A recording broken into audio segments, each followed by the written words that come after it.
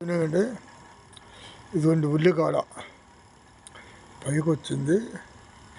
ఇంకొంచెం పెద్దగా అయ్యాక తీస్తే చాలా బాగుంటుంది అన్నమాట. ఈ ఉల్లికాడ చాలా టేస్ట్. ఒక్క ఉల్లిపాయకి ఉల్లిపాయ చెడకుండా 5-6 వచ్చేస్తాయి.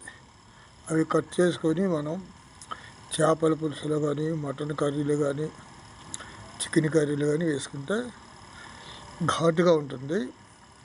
యమా టేస్ట్. ఇకపోతే మన